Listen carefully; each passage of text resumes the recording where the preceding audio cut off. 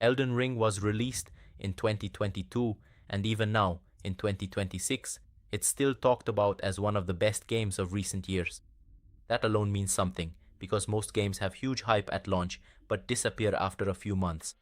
Elden Ring hasn't disappeared, on the contrary, it still has an active community. It's still being played. New builds, new challenges, new videos are still being created. But why? Is it just leftover hype from the past? Or is Elden Ring still a game that makes sense even today? At first glance, Elden Ring is simple. An open world, combat, bosses, exploration. But the moment you start the game, you quickly realize that this is no ordinary game. Elden Ring doesn't guide you in any way. No prominent markers, no lengthy explanations, no help. You're thrown into the world and you have to figure things out on your own.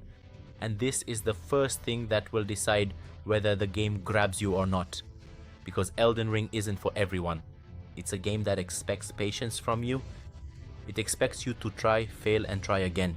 And sometimes again and again and again. And this isn't an exaggeration, because death is a common thing in Elden Ring. You'll die once, then a second time, then 10 times. And sometimes it's because of your own mistake, other times it's simply because the game is merciless. But this is exactly where the whole experience breaks, or makes itself. Because while some players are immediately put off by this, others become completely absorbed. That feeling when you finally defeat a boss you've been stuck on for dozens of minutes or even hours is one of the strongest emotions a game can give you. And that's the reason why Elden Ring works. But it doesn't end there, because unlike the older Souls games, Elden Ring adds something fundamental. An open world. And not just any open world. This world is enormous. And most importantly, it's not empty. At every step, you can stumble upon something new. A new enemy, a new location, a new dungeon, a new problem. And the best part is, you never really know what awaits you. You can head in one direction and run into weaker enemies, turn another way, and within seconds something crushes you, and the game never warns you in advance. This isn't your typical open world, where you have clearly defined levels and areas. Here you have to figure everything out for yourself. And that creates constant tension, but also a sense of freedom. Because if you don't succeed somewhere, you can just go elsewhere. Get better, find better gear, and come back later. And that's a huge difference compared to the older Souls games. Elden Ring is still difficult, but it's not as closed off. It gives you more options for how to deal with things. Another big thing is the combat itself. At first glance, it seems simple. Attack, dodge, block. But the longer you play, the more you realize just how deep the system is. Every weapon behaves differently. Every enemy has different timing. Every fight is different. And that means you can't just learn one strategy and use it over and over again. You have to react, think, and learn. And most importantly, make mistakes. A lot of mistakes. Your build also plays a big role. Elden Ring gives you a huge number of options for how to build your character. You can focus purely on strength, on magic, on speed, or on a combination of everything. And that means every player can have a completely different experience.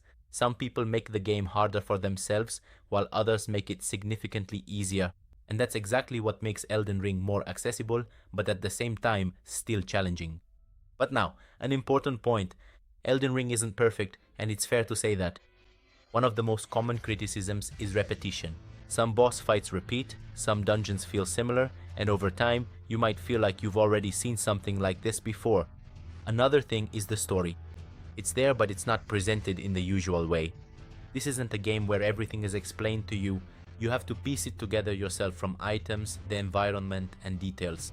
And for a lot of people, that's a problem, because if you don't actively look for it, the story can completely pass you by. And then there's the difficulty. Yes, it's part of the game's charm, but at the same time, it's the biggest barrier.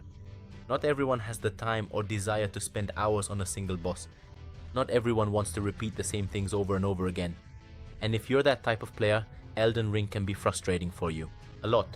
So, is Elden Ring worth it in 2026? Short answer. Yes, but only for certain players. If you're looking for simple fun, a quick game, something just to relax with, Elden Ring isn't for you. But if you want a challenge, if you want a sense of progress, if you want a world that will completely absorb you, then it's one of the best games you can play, even after years. What's more, thanks to the community, the game is still alive. New builds, new challenges, and new ways to play keep emerging. And because of that, Elden Ring has enormous replay value. Every playthrough can be different. Every decision can change your playstyle. And that's something a lot of games don't have. So, Is Elden Ring worth it in 2026? Yes, but it's not a game for everyone.